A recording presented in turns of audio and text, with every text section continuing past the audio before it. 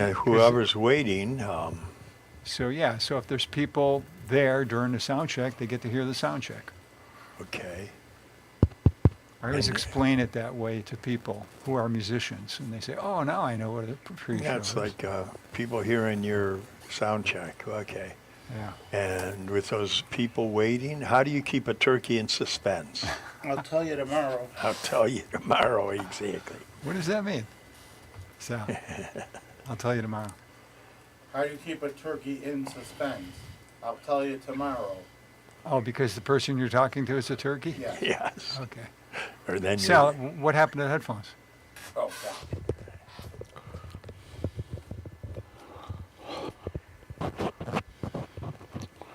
well, Sal's been a good friend many years to me too. I remember him giving me a ride home from the little shoot we did. Tony Bellani did the beginning of the film, and I did the final commercial at the end of the film, and I don't remember what the name of the film was. Sweet Jesus. Was it Sweet Jesus? And the commercial was at the beginning, not at the end. Both of ours? Tony's and mine? Yeah. Oh. They told me one was going to be at the beginning and one was going to be at the end. Okay, Gordon. Yes. Look at the big screen. Next to your face, there's a 3. Yes? Well, When next that- to my face is a 3. Look at the Okay. big screen. Okay. Oh, you're looking at the big screen. I am. You see your face on the big screen. Yes, I do. Next to your face is the 3. Yes? Now you see it. When Now that you- 3 says on the air, you're on the air, okay? Okay. Here we go.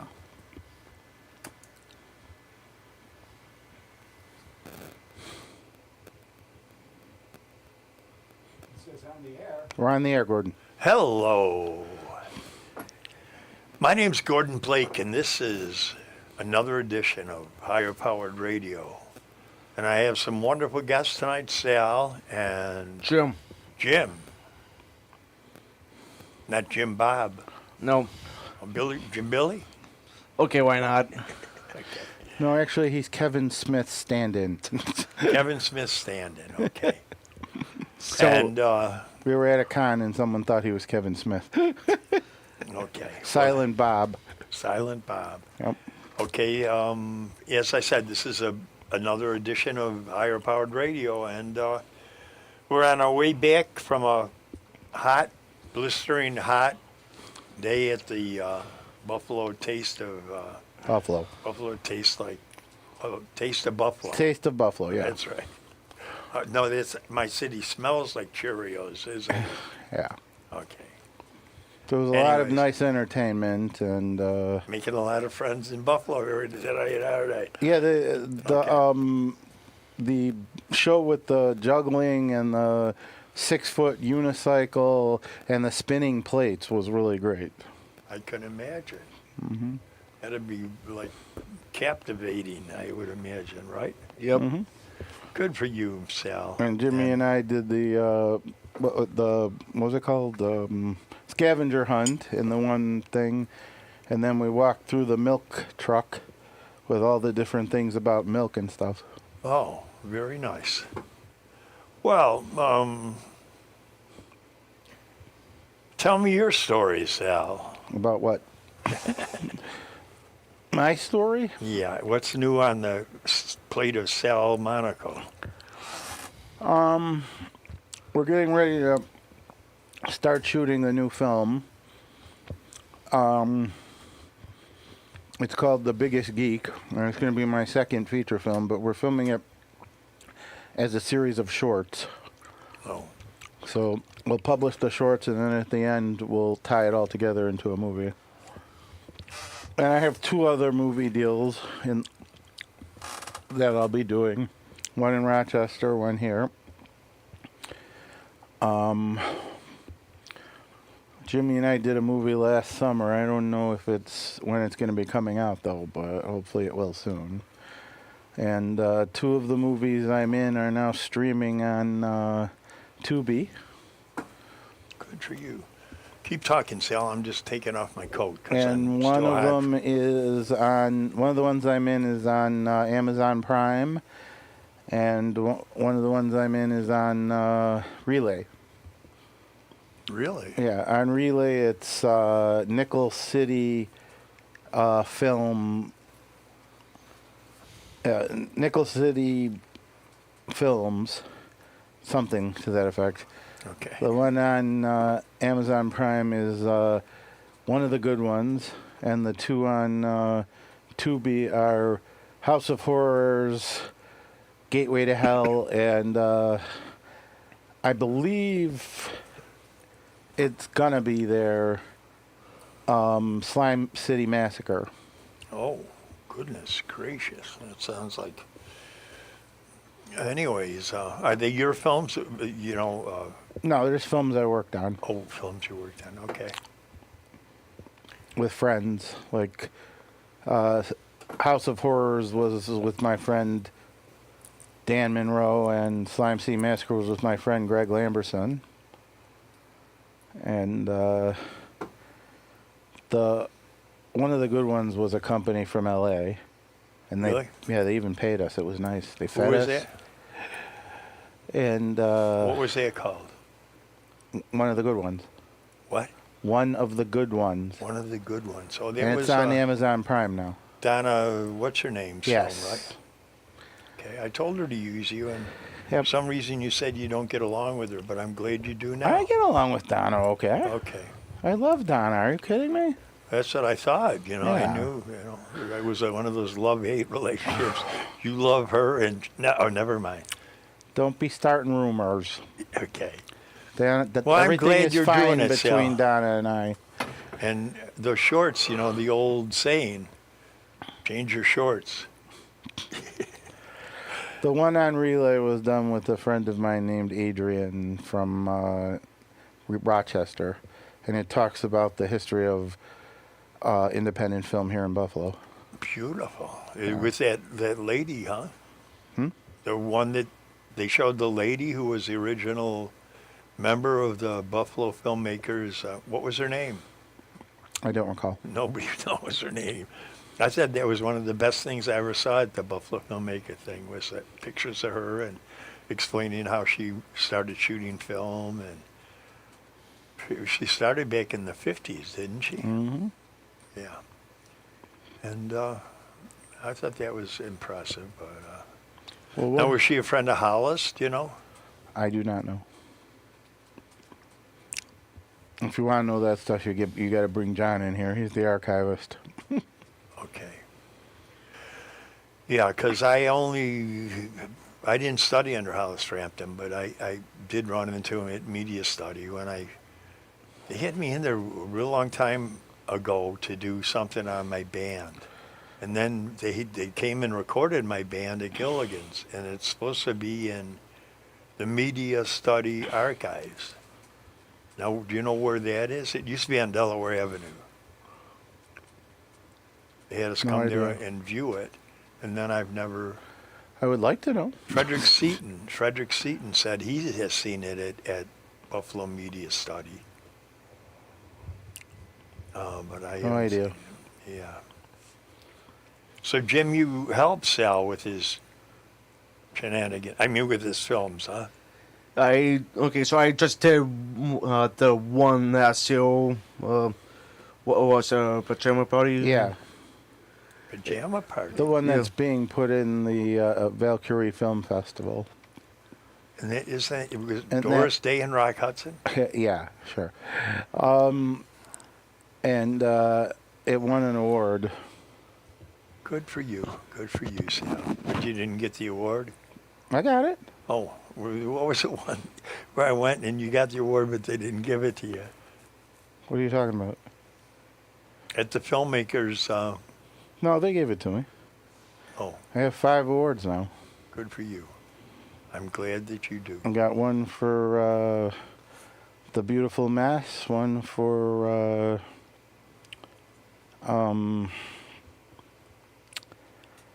my God, I'm blanking on the names of my own films. But we were out in the heat all day, folks. Yeah.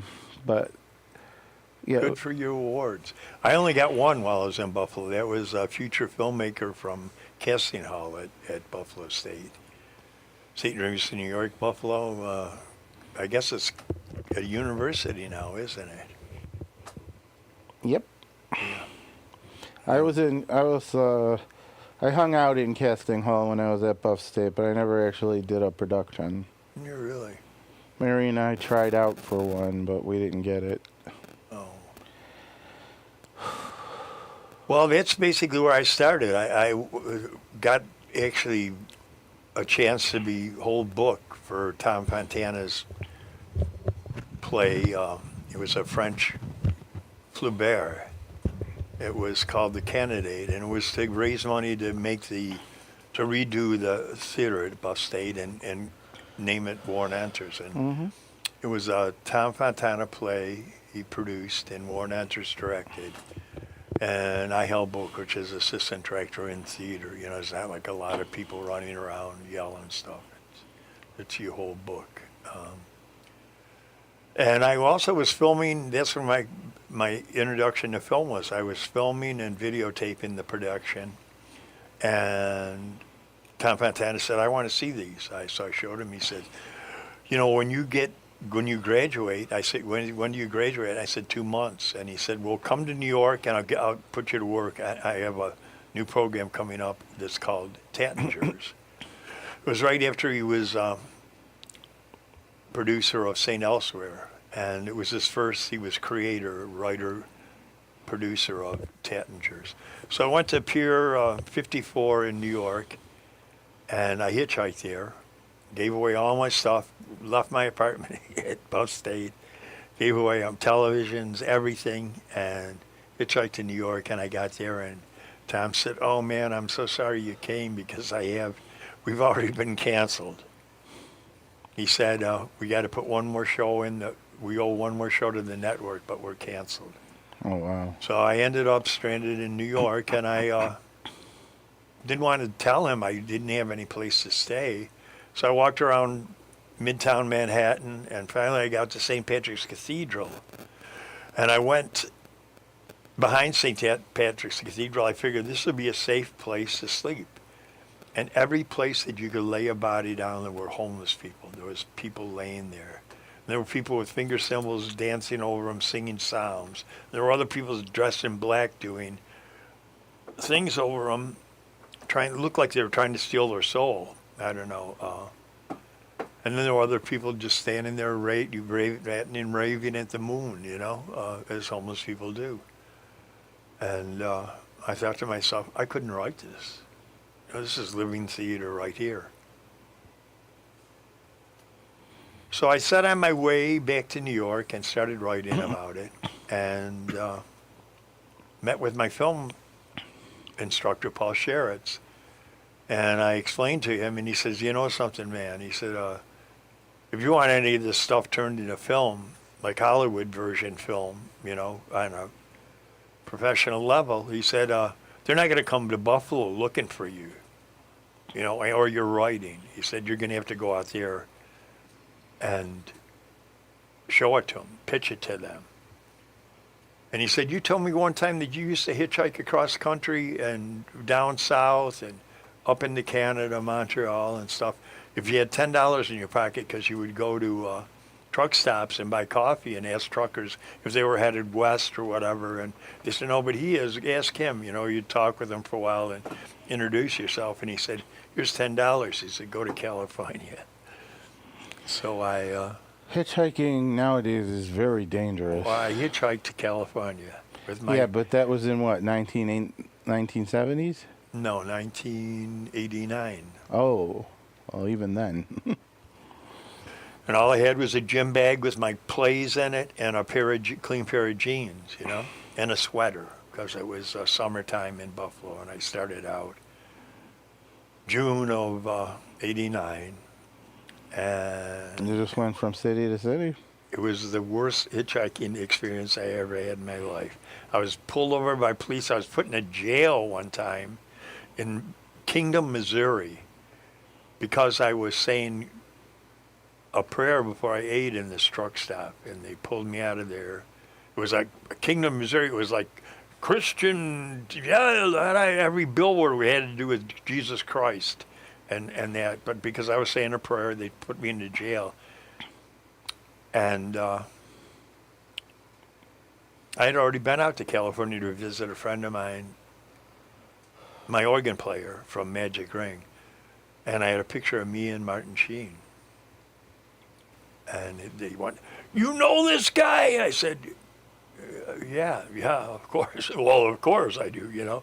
And they said, "Hey, man, he knows him from Apocalypse Now, And they let me out of jail. They said, "But you can't hitchhike here." So they gave me a ride. There's no homeless here. We don't have homeless in here. We'll give you a ride to the edge of town, out of town. So they gave me a ride out of town. And I hitchhiked from there. I went the old Route 66, and I got to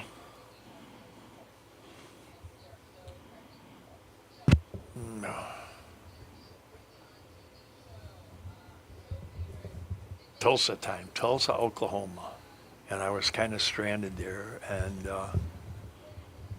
I got a ride from Tulsa, Oklahoma, surprisingly with some college students who were going back to Missouri.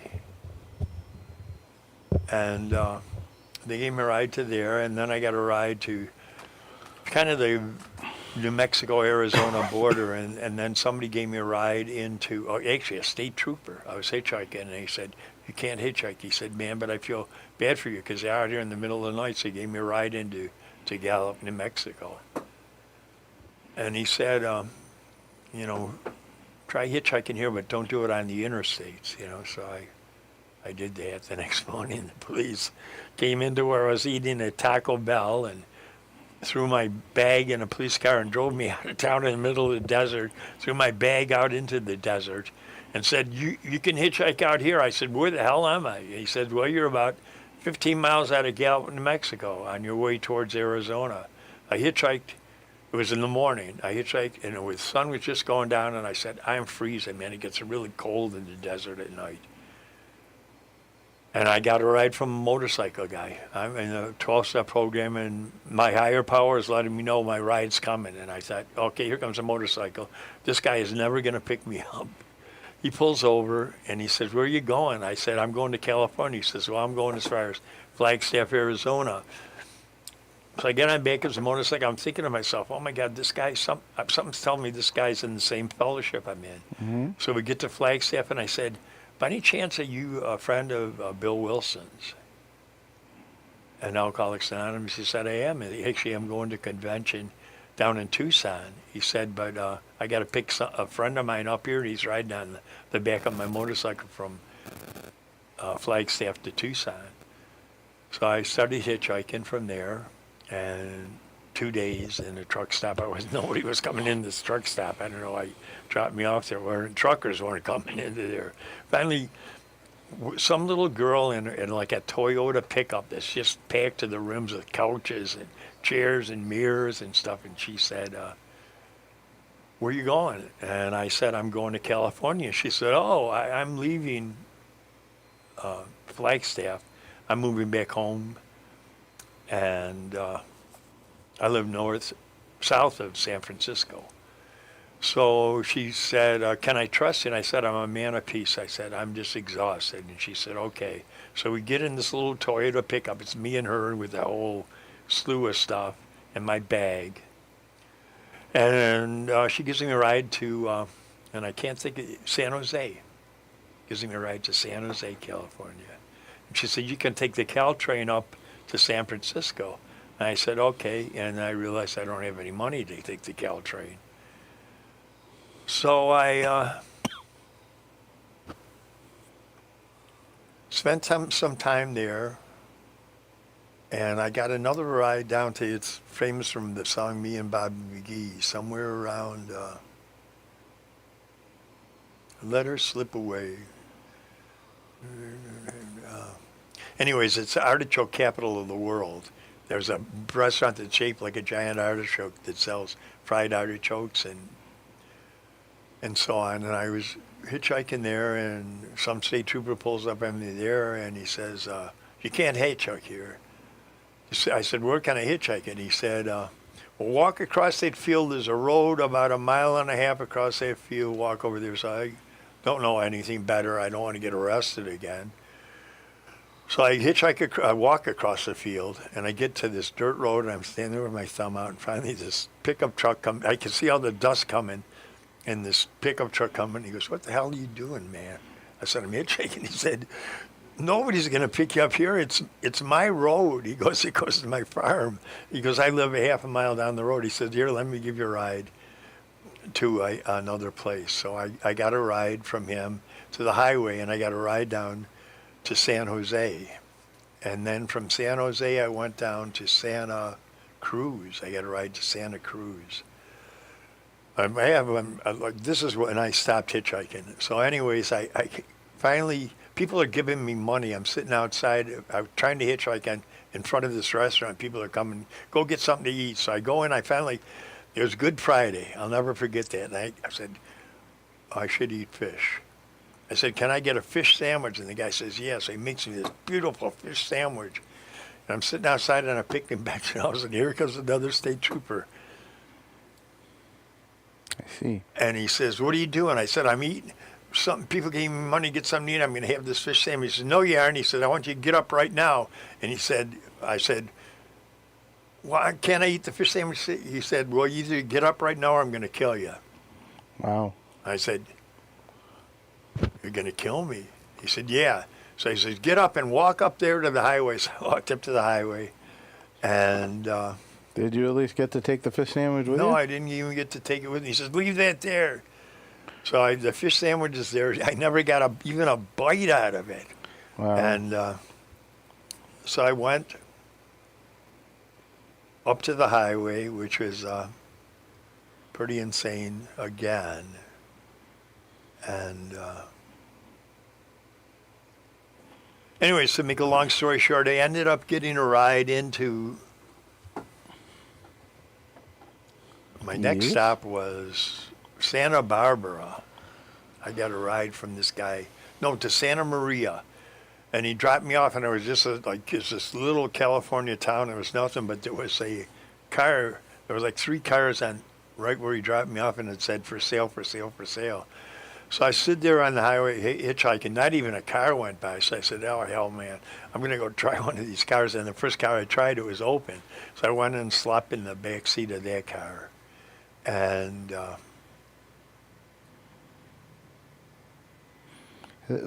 How long before you got to LA and met? I hitchhiked to Santa Barbara. Uh-huh.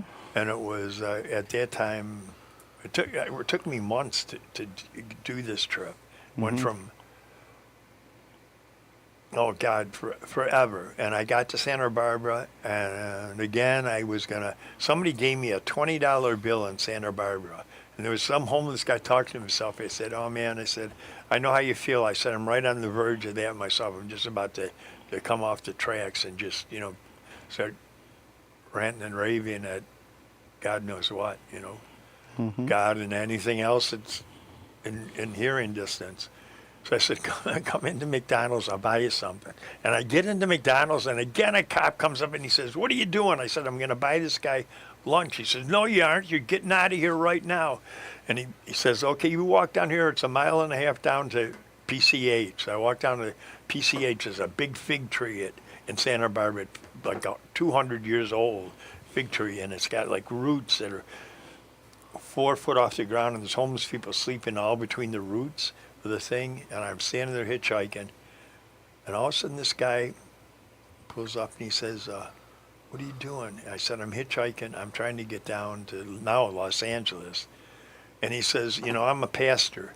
And he said, "When I first came out here from England," he said, "I stood right exactly where you're for 3 days without getting a ride." So he said, "I'll give you a ride." He gave me a ride all the way into first Santa Monica. And then I said, he said, "Where are you going to hitchhike now?" I said, "Malibu." He said, "I'll give you a ride to Malibu." So I went to my friend's house, and they weren't home. They gave me a ride back into Santa Monica. And I kind of stumbled around Santa Monica, almost got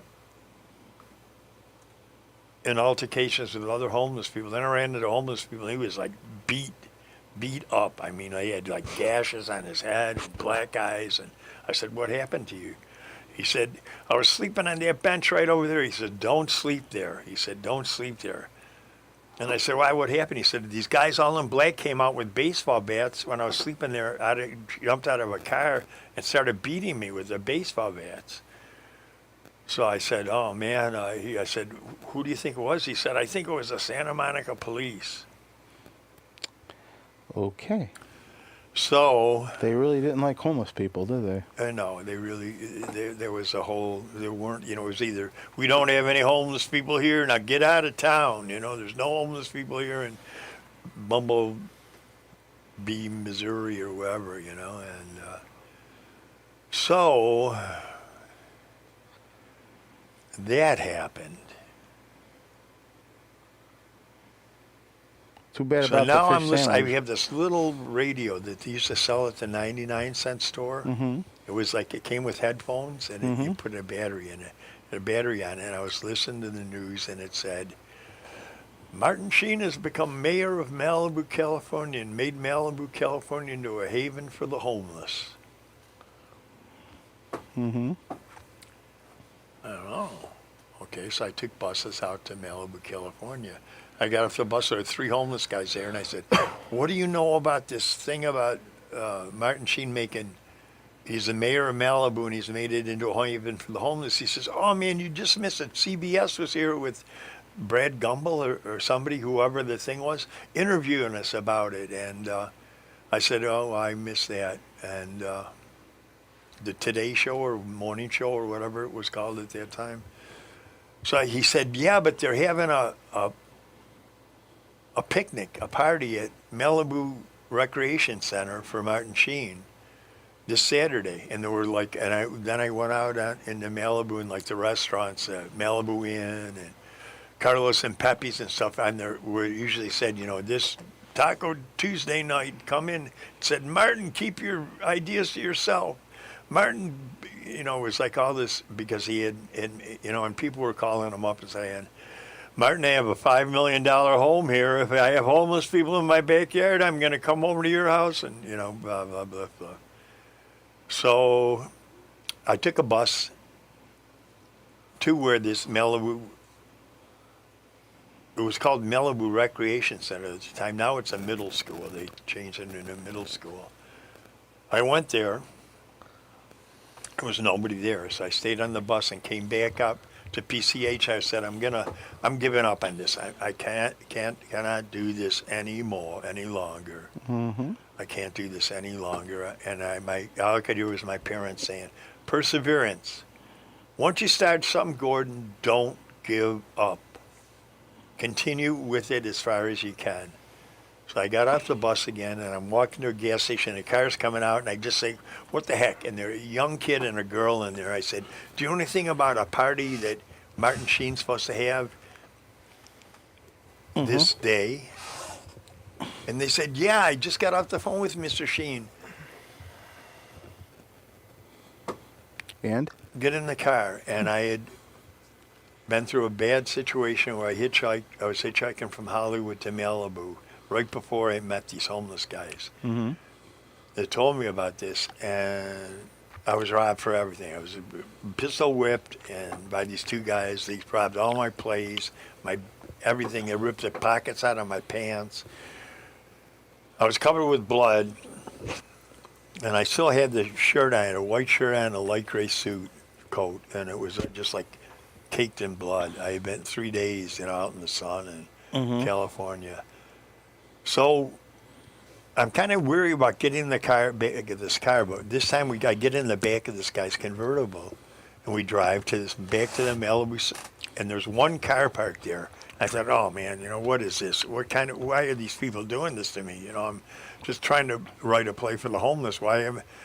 And he says, we're here. So I get out of the car. So I get out of the car and I look up, and all of a sudden the top of the steps, coming down the steps, is Martin Sheen. And I said, Mr. Sheen, my name's Gordon Blake. I'm a director playwright from New York. I'm traveling cross country working on a play for the homeless, about the homeless. Would you be interested in doing anything? He said, somebody else who's interested in the homeless besides me. He said, I'm really interested. I want to hear your thing, but I have to leave right now. I have to go someplace. And I said, oh. He goes, wait here. and people will be here in a little while. So I thought, oh man, why this, of course, many days on the road and traveling and not sleeping well, and I'm thinking, why are these people playing this game on me? Running this game on me. So, anyways, people start showing up, and they put out this huge spread of Mexican food, and all these people are showing up, and the only person I didn't know who they were, but were a bunch of kids playing touch football over our teenagers, and one guy said, "Holy cow, you're Woj Howitz," and he laughed. And he said, yeah. He goes, you remember that program? I said, yeah. Barney Miller was one of my favorite programs. And he said, okay. And he said, my real name's Max Gale. And so people keep coming, and Mrs. Sheen's going, eat. I'm going, no. I said, first things first, I have to pitch this play before I eat. She says, you don't want to eat? I said, not until after I pitch the play. She says, well, Martin will be back in a while. So he comes back. He says, what's this about you won't eat? And I said, well, first things first, I have this play. I want to explain it to you. And then he said, okay, well, let's get a plate of food. So we both get a plate of food, and we sit down. And I pitch the play to him. And we're eating, and he's looking at me, and he says, well, show me some of your writing. I said,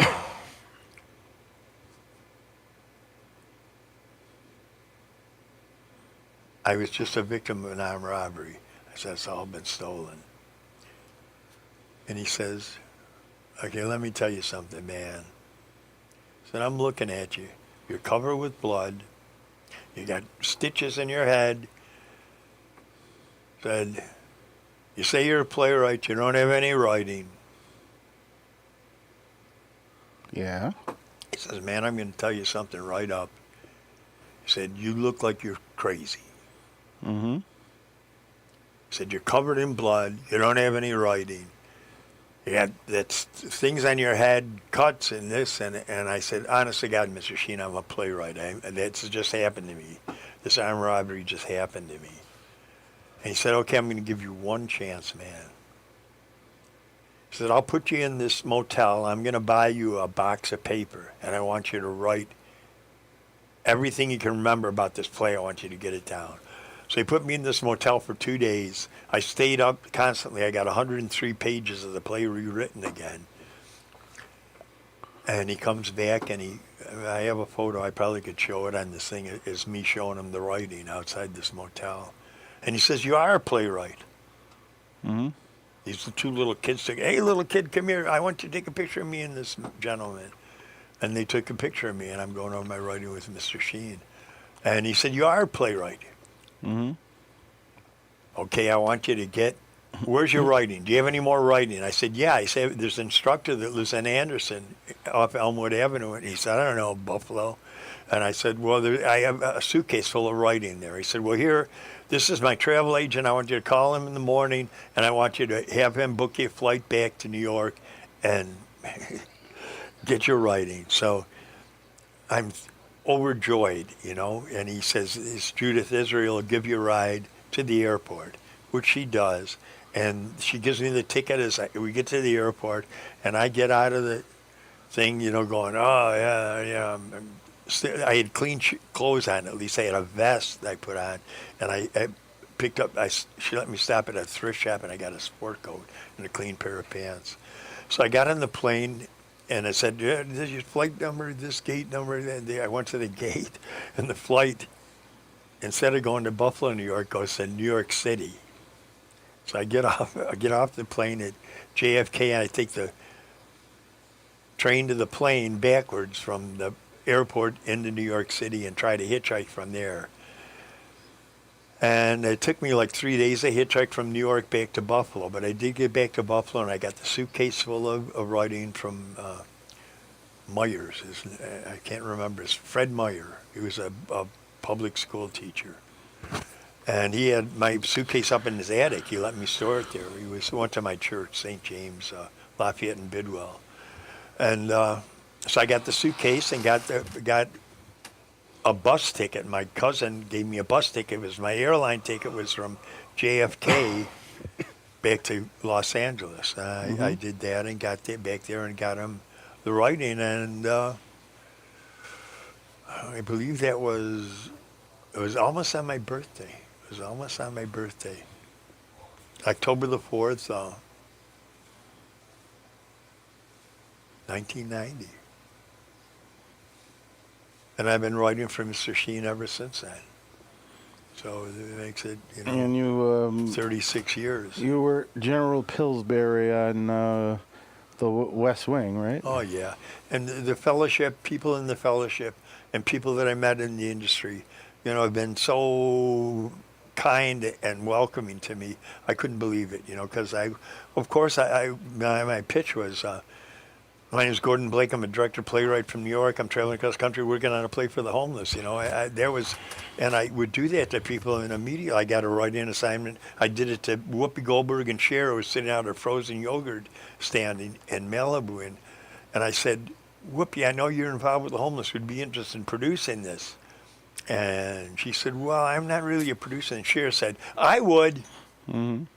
And I said, wow, okay. And she said, well, I'll pick you up tomorrow at noon, and you can come over to my house and do some of your writing. And I want to read some of your writing. I went to Cher's house. She made lunch for me. She had a guitar. She said, do you want to take a shower? I said, yes, most definitely. You got it. A shower was like, like when you're homeless, it's just like, yes, sir.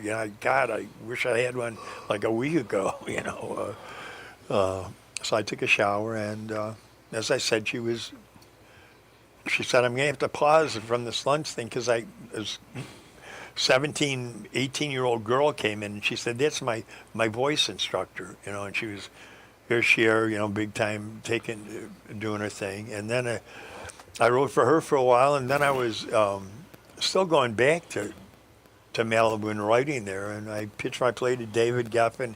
I never got stuff to him, but he said, get it to me, I'll help you with this.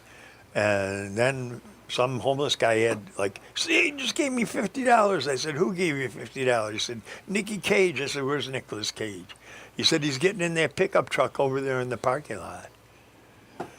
So I hustled. It was raining. I hustled out in the parking lot, and I see this guy in a black leather jacket and jeans and cowboy boots on, and a little blonde girl who I guess it was Arquette, who was married to her at one time. I said, my name's Gordon, but, director, playwright from New York. Okay. And he says, okay. He goes, man, I said, I'm at the end of my rope. I'm giving up, man. He said, don't give up. And he gave me his card for Jerry Harrington, who is Brillstein Gray at that time. It was Bernie Brillstein, who had the biggest agency in Hollywood. And Brad Gray was a Buffalo guy who used to manage the Century Theater. And then he became Brad Gray Productions. You'd see it at the end of a lot of television programs for quite a while. He's passed away now also. Bernie Brillstein passed away, but they had me do rewrites after rewrites after rewrites. I mean, that's perseverance. It got to be like, what do you want me to say, What more depth. So don't give up, keep on working, dishing your plays out and writing, keep on honing the stuff, and become more and more and more involved with it, be more detailed, use better dialogue, and you can't, if you're going to be a playwright, you can't only write in your own voice, you have to write in characters' voices, so you have to kind of film in your head when you see people talking in there, what their language is like, what they're saying, how they pronounce words, how they dictate, where they emphasize and stuff like that, so that you can write for other characters other than yourself, because otherwise it's going to be a play that's your voice saying blah, blah, blah, blah, blah, which would be me going blah, blah, blah, blah, and then you expect Sal, then he's going the same blah, blah, blah, blah, blah, so you have to, remember how Sal says things, and accents certain words, and how this gentleman, Jim Bob, says things. I know Jim, right? Right. What? Correct. Good, okay. Not Jim Billy either. Jim Billy is a character I wrote I was writing this rockabilly kind of musical thing, and Jim Billy was the head rockabilly star. And it never went anywhere. So there was a, even though you're right, you think you come up with these ideas and you show them to somebody, it's kind of like, well, yeah. I still think this rockabilly play or rockabilly film would be good because you could use all those guys that look like Elvis or Jerry Lee Lewis or those guys, Carl Perkins, and that, and have them as rockabilly guys and what they went through, and whatever. And I just enjoyed speaking with you guys. I'm sorry my story went on so long, but that's my story, and as the guy on Saturday Night says, and I'm sticking to it. You left out the part about Carol O'Connor. Oh, I don't. That would have been another 20 minutes. Yeah. Yes, as I said, I've run into so many people in the fellowship that I belong to and in the entertainment industry. Some people also belong to the fellowship that I belong to, who have been so helpful to me and open doors for me. And the best thing you can do is introduce people. And if you're going to show up, don't show up drunk. Don't show up high. Don't show up, try to look halfway decent. Of course, sometimes there's nothing you can do except end up showing up blood-soaked with stitches in your head and what other. I mean, that's what it is. And Yeah. God, we still have, is it 20 minutes left? Yep. Holy moly. Well, enough for me. Sal, tell me about your new actresses. There's still a few I have to run through with that haven't had a chance to act yet, but I have 2 new ones coming in for the audio play that's going to be on July 20th, and it'll be Evan's first time acting too, and I'm bringing back some of the actors that I had from the original movie who are available, plus Am I still going to be one of the new stars. Mr. Garrett? Absolutely. Okay. Comic book producer, editor, and president of the... Never mind. We already got one guy like that, right? Right. Anyways, I have one question, though. What is all this up here on the screen? Those are comments being made by someone.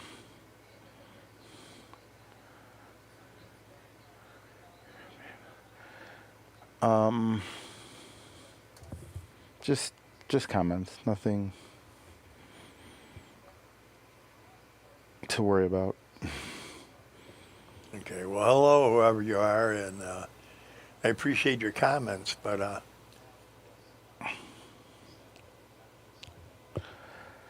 Well, you've done some amazing things throughout the years. I mean, I know we've talked about them before, but they're still amazing. Like, you were in Transformers 1 and 2, and... a lot of films. So many, it's a blur to me. It really is, in television programs and so on and so forth. I was just telling my son the other day where, hey, she's a relative of mine, and very successful author. And he was an FBI agent. He wanted to be a musician. He became an FBI agent and wrote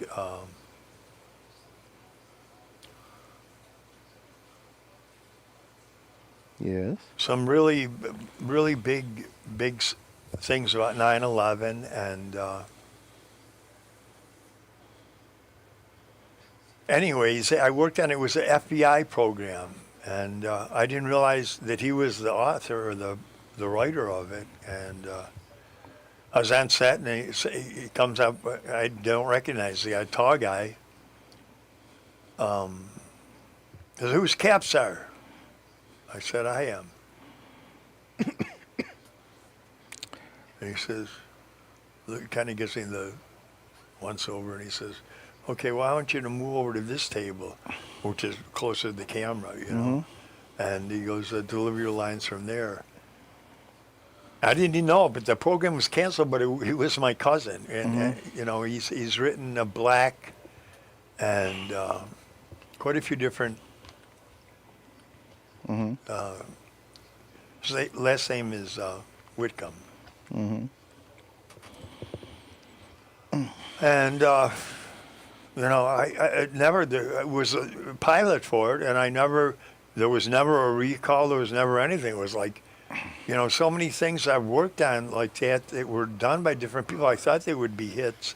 There were pilots and stuff, and you know, you still get paid for the day, but you think, wow, this is going to be great, and then there's never a recall.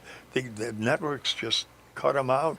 Some of them I don't even remember names, but some of them were really, really excellent ideas and sounded good. But you know, it was like when I was trying to pitch my play at the studios in California.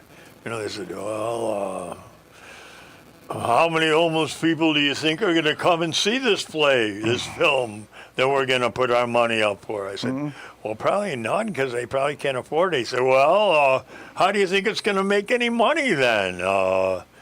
And I said, well, I want to show that what people do to help the homeless, you know, so that maybe other people can get ideas of what works to, when you see a homeless guy, what you can get involved with to maybe help him eat or have a pair of clothes to put on, or, you know, so he doesn't freeze to death at a bus stop, you know, or, you know, and they weren't too interested in that, you know, at all.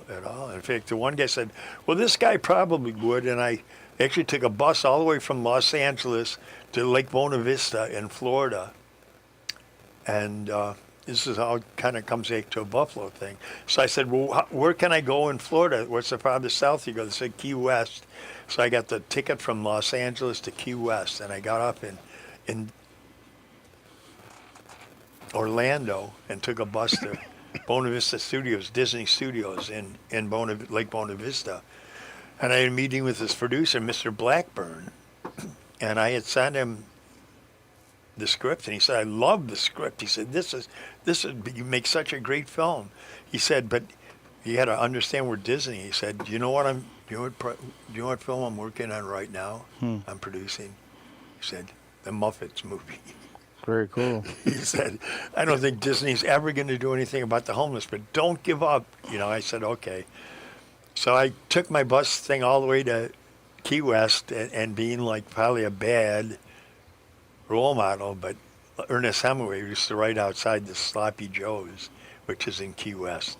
It was Ernest Hemingway's like home spot.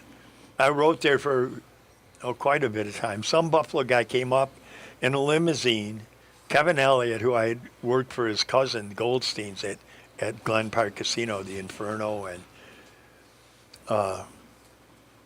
he said, what are you doing down here? I said, man, I'm working on a play for the homeless. He said, you eat anything today? I said, no. He gave me a $50 bill and then got back in his limousine and left. Who was that? Kevin Elliott. Oh. He owned a couple of places on Union Road. One was a train, a railroad car. Do you remember that at all on Union Road? No. And Baracchini's or something, but he was part of the Goldstein. He was a cousin. And so then I'm writing and walking. This one guy looks over there and he says, hey, man, are you from Elmwood Avenue?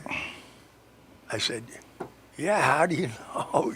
He said, I'm Jim from Jim's Stakeout. And I said, oh, yeah, I used to come in your place. You and your wife, they opened the original one on. And he said, what are you doing here? I said, I'm stranded here. He said, I told him about the thing in Lake Buena Vista. And he said, oh, man. He said, I feel bad. He said, and he pulled out his wallet and he opened it up and he had 420s. He said, that's all the money I got. I got to take a plane in a half an hour. He gave me $80. And he said, get back to Buffalo. And I did. I went and bought a Greyhound ticket and ended up getting back in Buffalo. And I'm always thinking, he just passed away, I think, this year, too. He was a really nice gentleman, Jim from Jim's Stakeout. Right. That's nice. And, you know, people helped me along the way on this. You know, if I probably would have died on the streets, you know, I would have been that bullheaded that I was going to keep on writing, you know. But things happen, you know. Next thing I knew, I was on the other side of the camera, you know. And I was on the West Wing. Yep. I had speaking roles my first day, which was, you know, if you know Taft-Hartley, that makes you SAG eligible, like as soon as you say something, you know. And it's been a great run. You know, I've worked on so many things, and I live in Long Beach, California. I'm happily in a place three blocks from the ocean, and the whole industry's gone down. Everybody nobody's working. If you think of all the actors think about the last project they were in. You know, some of them struggle hard. Like Nicolas Cage was having financial problems. He's been working like films that no one can actually explain or anything like that, and all over the world just to make ends meet. It's nobody's working anymore. You know, it just isn't happening. So there haven't been a lot of movies movies made in L.A. lately, right? No, God, no. I mean, like I told you, Long Beach, was on the set of Spike Lee's new Dexter, the prequel or whatever to Dexter, and they did one thing in a similar to Town Restaurant. It's a place. It's called Louis III in Long Beach. Burritos and hamburgers, and just a thing. They did that for like 4 hours, but other than that, I haven't seen any. You used to, no matter where you went in Los Angeles, there would be, see the signs that let you know what there's a production going on here. Base camp, parking. With it's usually in code, so that they don't get lots of people coming there.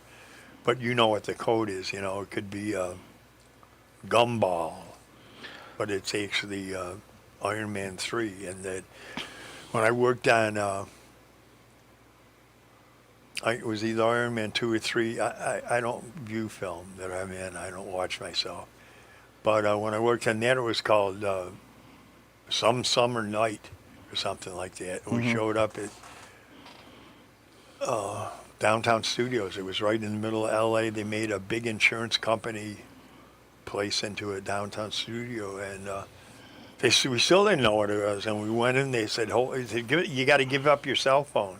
And I said, why? And they still wouldn't tell us why, but they took everybody's cell phone from them, and it ended up being Iron Man 3, the one with Ben Kingsley, where I played a Miami lawyer. Yep. And That's so cool. it's just it's like a blur. I mean, those things stick out to me because but so many programs I've worked on in films that I couldn't even tell you. Well, how do you like when you make the personal appearances? Like you've spoken at the Stooge Festival a few times.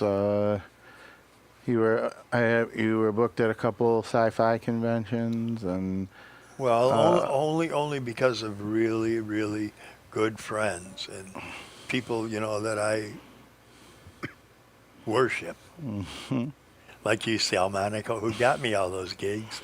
I remember bragging rights.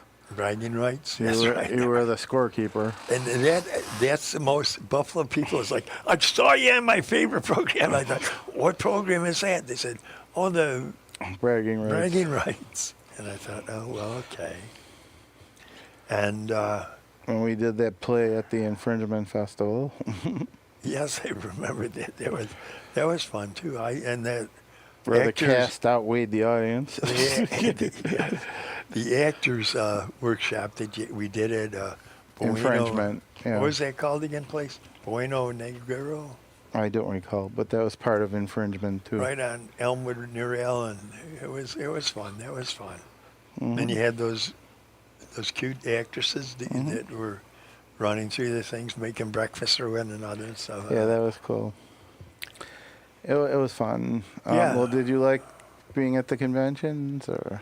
Oh yeah, I loved it. It was one was where you were towering over me. There was only one chair on the stage, and you made me sit in it, and then you kept asking me these questions. I was like, oh God, that was fun. What was that? That one was a big one. Yeah, that was Ryucon. I wish it had stayed around. It was such a great con. Yeah, they had the Batmobile was there, and God, it was. That was Yeah. good. That And was you very always good. like speaking at the Stooge Festival, right? Oh yeah, that was fun. I love the Three Stooges. Mm-hmm. They say it's a man-woman thing. It's licorice, black licorice, and the Three Stooges are very. That's where the sexual divide comes. Like you ask girls, "Do you like the Three Stooges?" No, I hate them. My brother used to get my head and pick their fingers and poke me in the eyes and stuff. But guys love the Three Stooges and black licorice. Most girls will say, black licorice, oh, God, no, I can never eat that stuff. And do you like black licorice? I do. So do I, man. It's I like, don't. You don't? No, I just don't like how black licorice tastes. Oh. You know, Anise, that anise, it's anisette. It's anise is the kind of flavor. And a lot of people don't like that even. I like it in Italian food. It gives it kind of a licoricey taste, or it's good for the garlic too. It kind of tames down the garlic on your breath. Yep. And anisette is a real ouzo and anisette. I don't drink anymore, but those are very licorice flavored drinks. Uh-huh. Greek ouzo, which is just Yeah. knock you right out. That stuff. Don't drink it.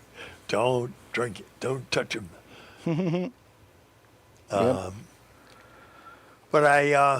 So what are you working on now exactly? I'm writing, and I am supposed to be staging, actually, producing, directing at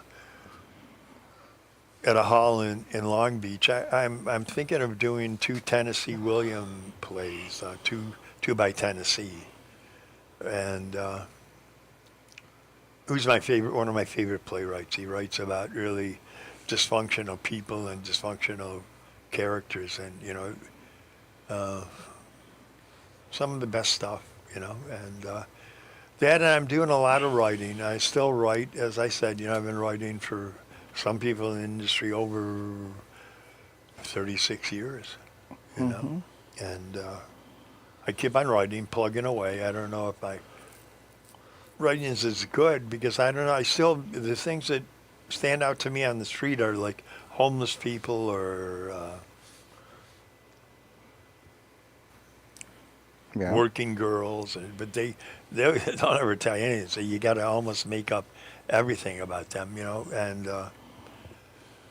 but it's just the non-functioning people, the people that don't fit in, the nonconformists, the outcasts and stuff.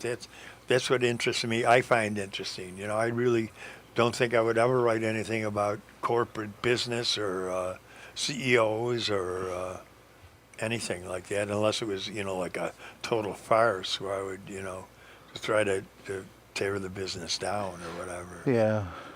But, that's the things that interest me are those people, the street musicians, the artists that are out on the street, painting, sitting, on the sidewalk, and with next to nothing. But maybe they won't even have any clothes left if they have their paint case, and they'll draw or paint and stuff like that.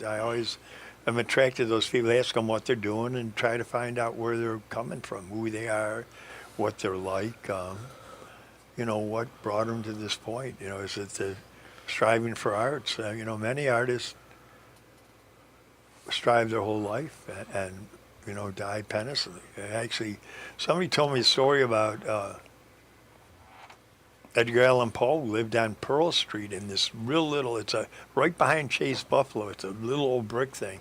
And it was almost like a flop house hotel. And his wife died in the middle of winter. And the only thing that she had to keep her warm on her deathbed was a stray cat. Yep. And he was like notorious for being drunk and off of Chippewa Street in the alleys and stuff. This is Edgar Allan Poe now, is taught, but I guess he never had any money his whole life. All his writing became successful, after he had passed. Well, passed it's on. like Bela Lugosi. He died penniless, and Yeah, one of my favorite actors too. I love those, the original Dracula and Wolfman and Lon Chaney as Frankenstein. Oh man, you couldn't beat those. They were like Oh, I remember growing up and just being so fascinated with that whole science fiction, I guess, or fiction, or whatever you want to call it. But it was just so interesting to me. That little lady that used to go, Lawrence Talbot, you know, the mark of the devil. Yes. Yeah, I don't know who she was, but you know, probably none of those guys made a cent. They show all those shows on those movies on Svengoolie on MeTV here in Buffalo. I love it. I love it. And that's John, right? Yep. That's John. We saw him today at Taste of Buffalo. Oh, did you really? I Yeah. wish I would have seen him. I like John a real lot. He's Yeah. well, tell me his name so we give him some John credit. DeShula. Yes, and he does MeTV, right? Or Yes. Yes. Excellent show, excellent idea, and he's you know he's a good example. I hope you get to work with him again. Yeah, I Me liked too. your connection with him to get me on the bragging game or whatever. Yeah, bragging rights. Bragging I rights. wish they would bring it back, but unfortunately, doesn't look like they are. Sure, because they gave Buffalo people a little showcase for their organizations or their school or whatever they were involved in. I forget. Yep. Factory group. And well, thank you, gentlemen, for being with me. That's one thing, you know, and bailing us out at the last moment. I had a guest who was at his friend's 50th wedding anniversary, so it wasn't something like I could say, man, you can't go to that. You got to be on my show because, you know, one of his oldest friends. And for somebody to be married for 50 years, if you had, ever had girlfriends, any of you guys, man, being married for 50 years is something that is way beyond my imagination. Oh, I was practically married for 20 Were you? with Mary Beth, yeah. Well, good for you, brother. I don't know, it And ended I'm pretty not badly. I'm not going to give any low punchlines Thank about you. that either, which I do. I'm just a sarcastic SOB. So, Well, everyone check out the Oracle of Enlightenment here on Think Twice on July 20th and 26th. And that's